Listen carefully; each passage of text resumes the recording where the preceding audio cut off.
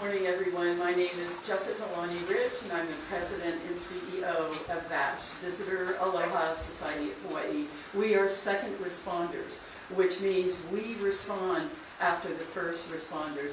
Today is an unusual day for us. It is a happy occasion, and we have a good story to tell. Normally, the stories that we work on at VASH in not like this, not in a happy story. So today, thanks to the first responders, we're here to recognize our everyday heroes who need the recognition. They're very modest. They don't want the recognition, but we want to celebrate them and thank them and introduce you to the surviving family. This is a rare occasion. It is a happy occasion. We assist visitors in crisis at VASH. We were there in the ER room when the family was brought in, and before they prepare to go home tomorrow, we wanted them to have a reunion with the first responders and also thank the first responders for everything that they do every single day to save people's lives. First, I would like to introduce Honolulu Fire Captain Adrian Carvalho. Captain?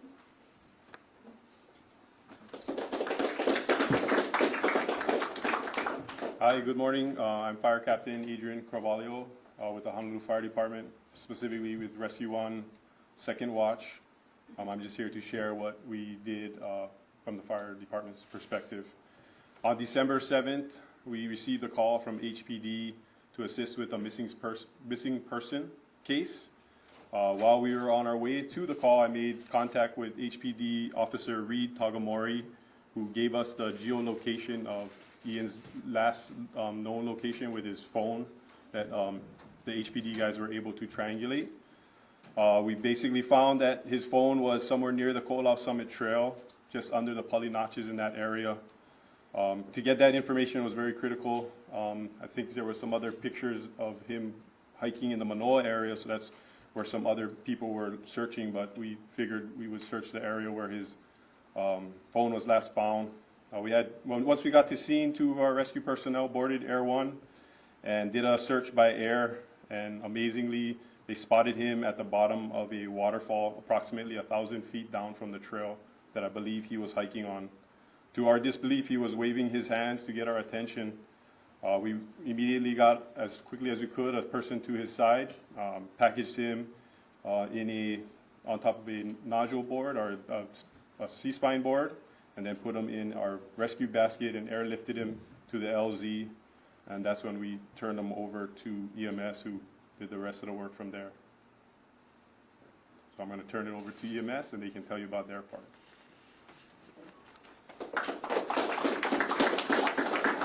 And speaking for EMS, and I do want to also recognize Shane Enright, the PIO with the Honolulu Emergency Medical Services, paramedics Alan Zhang, and Trevor Fujisaka. Trevor, can you stand up, please? Yeah. Alan Zhang and Trevor Fujisaka. Alan will come up.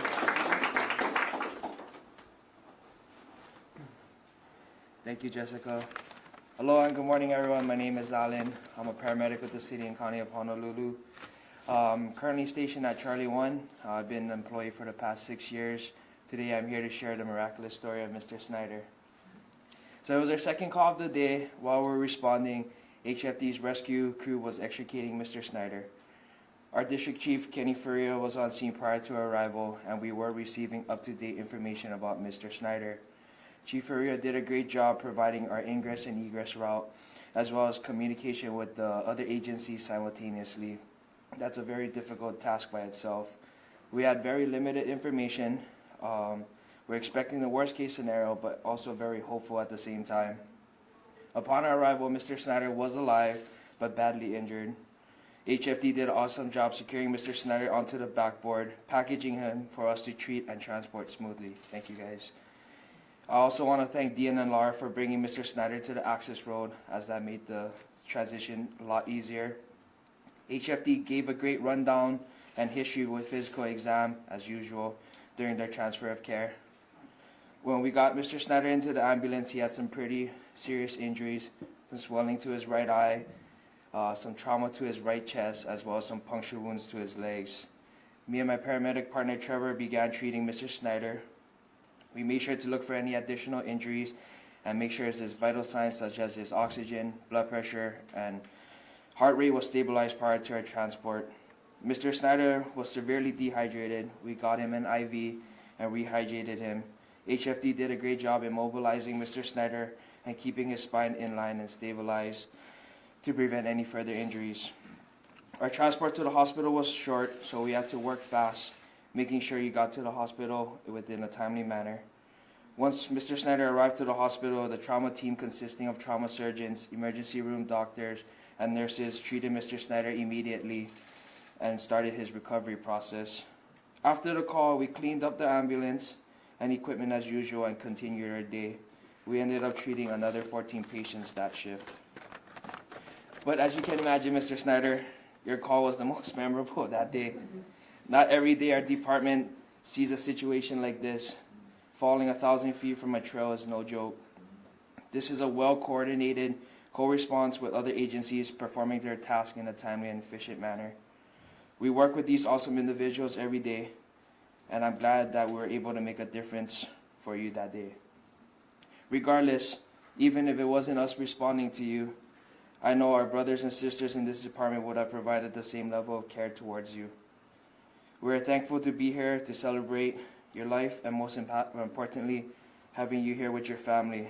I can't imagine what they were thinking when they heard about your situation.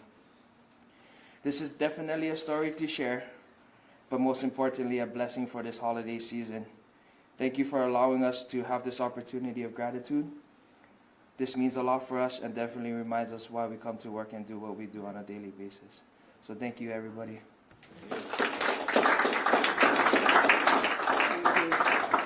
This is indeed a miracle story for the holidays, and it is something that we could all use. And before I introduce the family, I would be remiss if I did not thank other people who were there that day. I want to recognize the Oahu hiking community, if they could please stand up. Pamela Dubois, Tengen, and also Amber Conte. They were very instrumental in social media, in contacting the police. I also want to thank the wonderful doctors and the medical team at Queens. Vash was in the ER room when Ian arrived. I was there. And they all immediately responded and did everything they can to help Ian. And of course, the Honolulu Police Department and the amazing job that they did. The first responders are everyday heroes, and I really want to thank them, and so does the family, and that is why Vash organized the reunion today. It is with a great deal of pleasure that I introduce who I call the Miracle Man, Ian Snyder. Ian.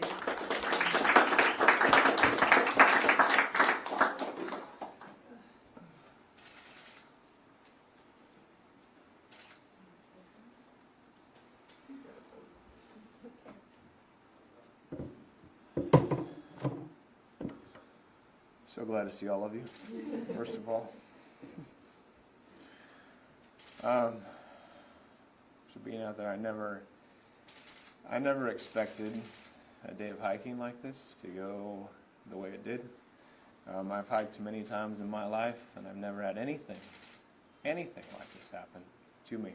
So it's a miracle first and foremost of God that I'm simply here, and you guys were able to find me that day and respond and do everything that you were trained to do and need to do at that time to be able to respond well. So I just want to thank you for that.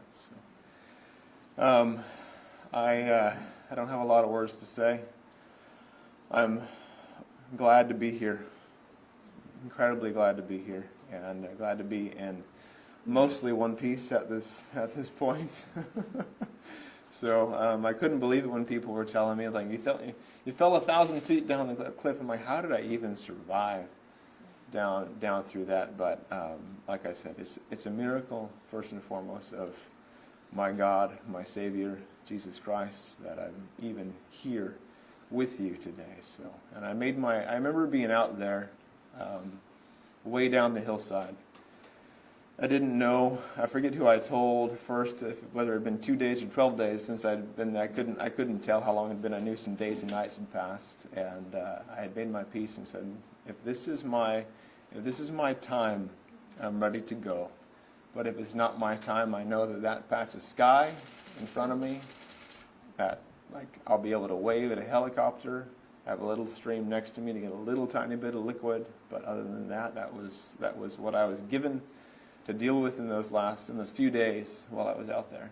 So, and I'm incredibly grateful to all of you for the job that you do each and every day. I've been told by people how difficult it must be that this is a rare situation and not a common situation. I wish it was a common situation. You'd find people each and every time they were lost or hurt out on the trail, but it really, I wish it was common and not a rare situation. That instead you guys are picking up the pieces after someone's been out there. So I want to thank those of the Honolulu hiking community too. I'm assuming you've been in contact with my sister Sarah. She was fantastic getting people moving and getting information to everyone out there, just to help find me. I said I'd only made a couple posts to social media, but it was hopefully enough to get you guys in the right course. And it was glad that you guys have such an awesome community and response to help people who are out there. So, but everyone, I'm grateful that you're here today. Grateful to meet all of you. Grateful for your instrumental impact in this situation and in my life going forward. So, I don't know. Thank you all. Thank you all. Thank you all. Mom and Dad.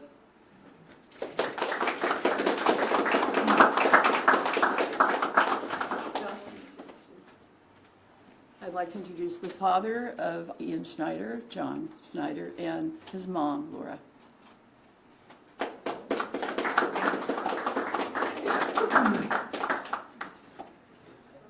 Wow. Each and every one of you, I thank you so much. All of you. Ladies, thank you all so very, very much for the rescue of my son. Really appreciate it. And Officer Reed's not here, I take it? Is he here? Okay. His team was spectacular as well. We thank you so much. I'm 21 years a volunteer in a tiny little town. We don't have things like this too often at all. And it's, I know what it takes to rescue somebody and how much commitment and the loss of time with your families, being out in inclement weather in these rescues. Really, really appreciate it. You guys are a godsend to us.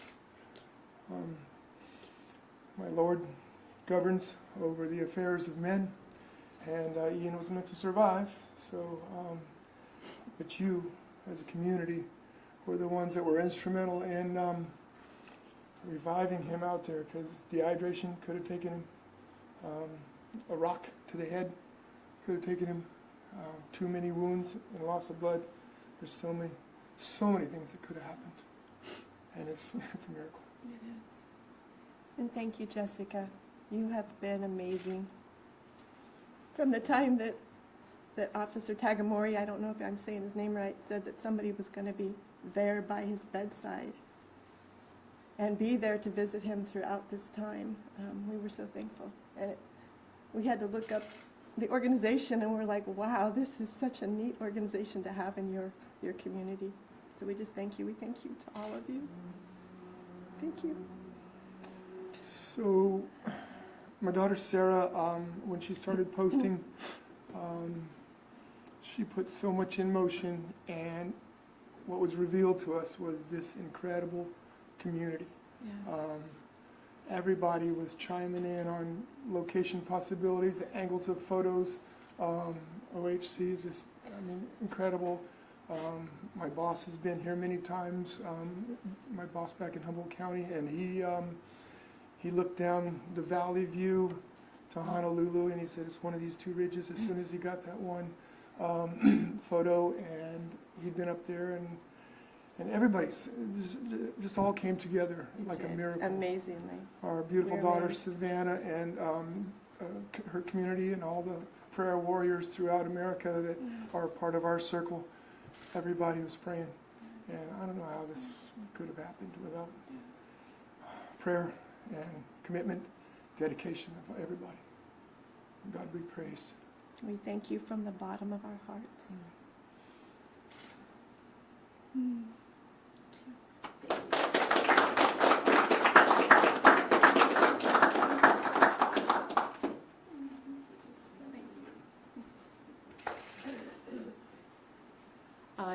Now we could take some questions from the media or anyone, if anyone has any questions.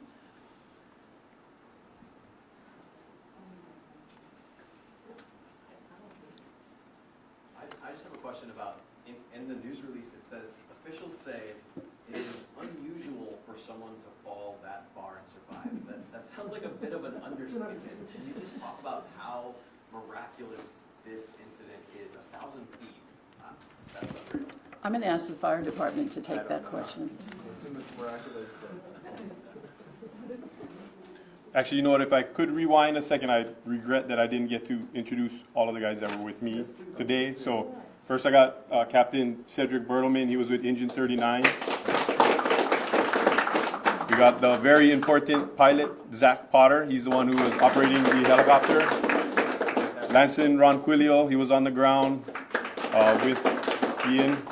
We also have over here Chris Johnson, firefighter 2, Chris Johnson. He was in the bird operating all the rope equipment to make the rescue happen. And then also we have Matt Ramsey, firefighter 2, Matt Ramsey.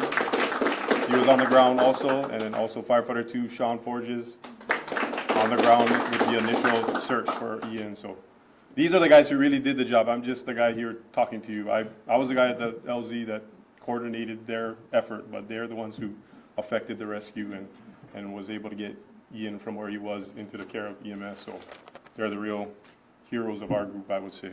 But as far as, talking to your point, I would say, at many trails around the island, there are people that sustain falls that are much less than that, maybe in the 200 to 300 foot range, and unfortunately succumb to their injuries. So, based on what we saw from Air One and the terrain, we were amazed that to be 1,000 feet down from the trail and to have survived is, as we've said many times, a miracle. We still are baffled by it. It's been a few days, and we still don't understand how to explain it. But that's basically, much shorter falls than we see, other outcomes.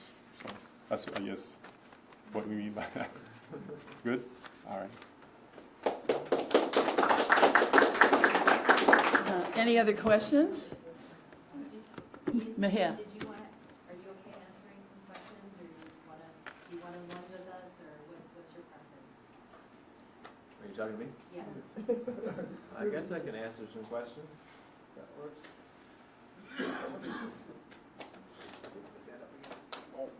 I gotta stand anyway.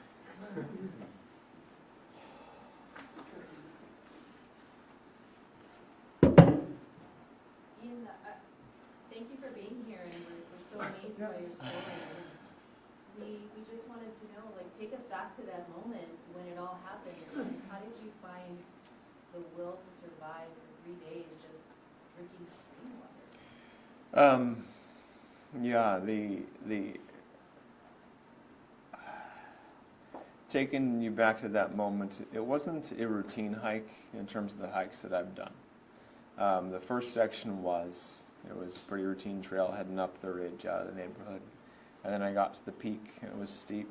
But from there, I continued along the peaks of the trail, and it got more and more treacherous. But I was in good shape and able to navigate things well. I don't know when I toppled.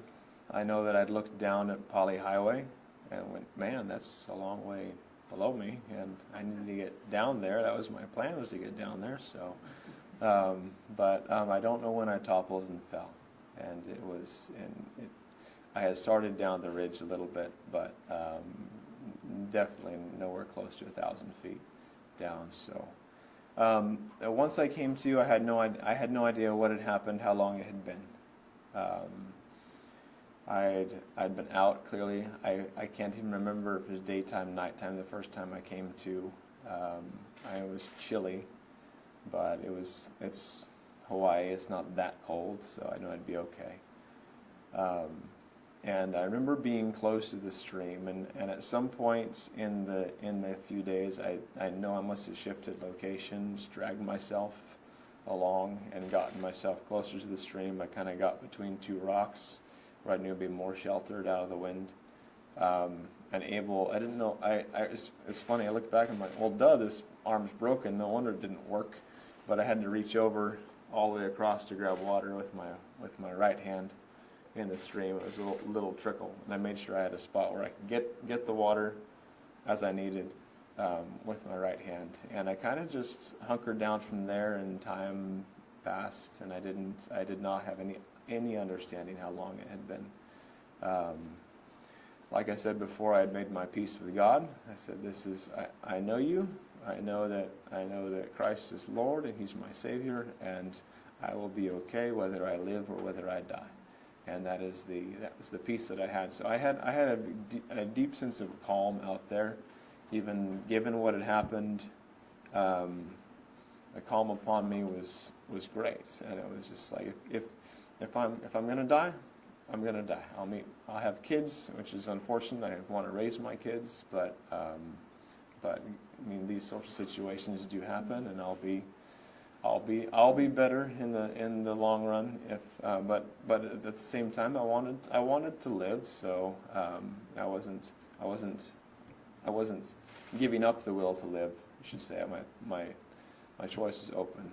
It was like, Lord, it's in your hands. I don't need to be rescued. I have one working arm. I can wave at something in the sky if they come with a helicopter, and then if they don't, then I'm going to die eventually at some point. So, but you guys came with a helicopter and picked me up, so it was good to hear. I remember that whatever time it was on that day, I remember coming to. It had been twilight or dark, and I'd gotten some more water, and then I remember waking up and thinking, I hear aircraft. It's going very slow. And it's very close. Like they must be looking for me. There's no other explanation, because I'd heard other aircraft going by, and they were fast and very briefly through the area, and all of a sudden I'm like, the chopper must be looking for me. And so at that point I got some more water and just kind of sat there and waited to see if people would show up in the little patch of sky where I knew they could see me. And the way that I described the hillside, I knew it was steep, but above me was a very steep rivulet slope. It was rock. I couldn't climb up it. And I knew when I was dragging myself and kind of moving a little bit, I knew if I went much further forward, I'd end up down a very steep. So I don't want to keep falling even further. So I was kind of stuck on this little slope but shelf up there. So I'm glad, thankful you guys got me. So I don't know if that answers your question. That was an explanation I can give. Sorry, I don't want you to stay up there too long. No, I'm doing fine. The more that I stand, the better. So finally, normally this new lease on life, how has this changed your perspective on life? Will you hike again? I will hike again. I may even hike alone, most likely nearby, close to home, safer places.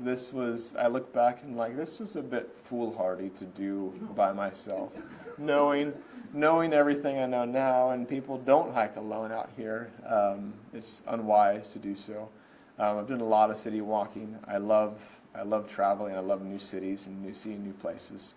I like seeing new outdoor areas as well, and so hiking here was a great experience. So I really enjoyed it here in Oahu.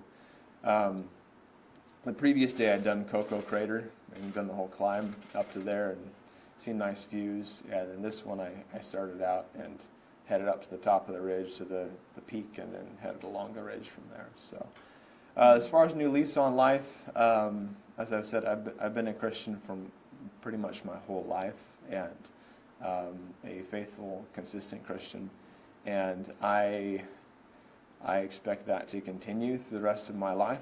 And I don't know how this will be used instrumentally by God through my life, but I hope it will be useful in the long run. I've gotten more involved locally with, in a couple ways, with youth, with my kids, with my family, with others, trying to be useful and productive in ways. I want to give a love of hiking to my kids. They don't have the same love right now, and we'll see if this changes their mind in one way or the other. Like, you almost died. I don't want to do that. But we'll see. And you've got kids too? I have 3 kids. So I have 2 sons, 9, 13, and my daughter is 16.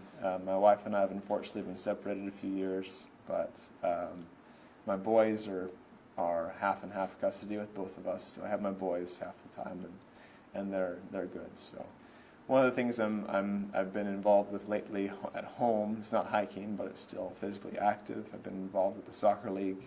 And they really want me to continue there, which would be good, I hope, to be. So we live in a fairly small county. I mean, Humboldt's 130,000 The people. coastal redwoods. Yeah, it's We're far, 250 miles north of San Francisco. it's far northern California. So it's rural California. California is enormous, has a lot of variety, but we're about 5 hours north of San Francisco International Airport. That's where I'm at, up on the coast. So. I would like to know what the hiking plan was. Did you start at Mount Olympus? Were you planning on coming out in Manoa Middle? Or were you really planning on coming out Polynotches to the lookout? So Which is incredible. I was planning on coming out Polynotches, and here's the silly part. Here's the silly or dumb part. Depends what you want to say. I'm trusting Google to give me the hiking plan, because Google had a great trail up to Mount Olympus to the top, and then they had a trail from Mount Olympus along the ridge up to the next 2 peaks. And I went, those look pretty good. I followed it the whole way, and it was fine. And the last part, they said, you can just go from this peak to Polynotches. Fantastic, I can. And that's when I got there. I'm like, it's like 1,000 feet down or more, down at the highway. Like, what am I supposed to do? But when I looked at all trails, it had me backtracking a whole bunch and down the ridge and all this. I'm like, I don't want to do that. So, I don't know. It's the silliness of in the moment when you're looking like that and going, I want to get there, but I don't want to spend 2 extra miles to get there. But I need to be more wise with how I plan my hikes. So much of the time, but I will say for me, much of the time it's pretty off the cuff, because it's city hiking or urban, suburban hiking. It's not that difficult, and to me, being pretty active, it's never difficult. So this was one of the most extreme trails I have taken in my life. That's So. one of our questions. She hiked up Manoa Middle to go find you on the KSC, which Oh, was okay. in itself on that Thursday morning. Okay. But never would we have thought you would have tried to attempt all Come- the way out. You didn't all the way down Chimney. Yeah. I didn't know what to expect, and the problem was I was not given a plan of here's what you need to do to successfully navigate the whole thing. So, Thank you. but no problem. That answers a lot of questions. Oh, Ian, if you're comfortable talking about it, what is the recovery process going to be like? I'm surprised that, did you break any bones? I'm surprised you're even still standing. I have at least 1 broken finger and a broken part of my elbow in here. I think that's all I've been told by the hospital. I don't remember anything more. They took a bunch of x-ray. Oh, fracture here, but the fracture here in my eye may be okay. I'm hoping that. So my eyes are both open. I have a little bit of double vision, but hopeful that resolves. I really don't want to have surgery up in my face. I'd rather avoid it. But as far as recovery goes, I'll need the fractures to heal on the left arm. I need all the punctures. I don't know who first in the helicopter otherwise told me I had pukas. And I'm like, I have no idea. I have no idea what a puka is. It's one of those Hawaiian words. I'm like, I don't know. Explain to me what that means. So, but I'll need all the punctures to heal. My right hip is really bad. Like I can lift my leg a little bit.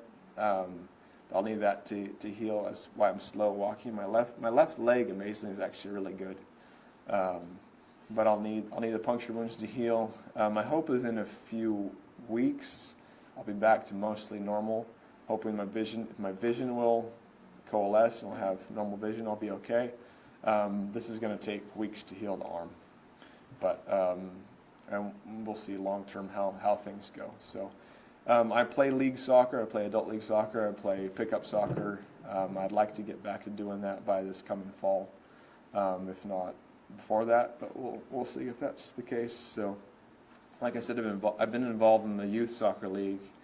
I coached for the first time this past year, and it was extremely rewarding to do so. And I have a lot of boys that really enjoyed soccer and playing for me, and I would really like to be involved in the league going forward. I think the responsibilities will be such that I don't coach again, but I'd like to still be around this fall, if at all possible, for their sake. So,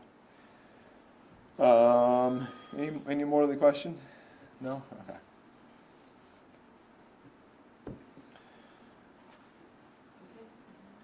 Oh, okay. Any more questions? I will sit down. Thank you. Thank you all.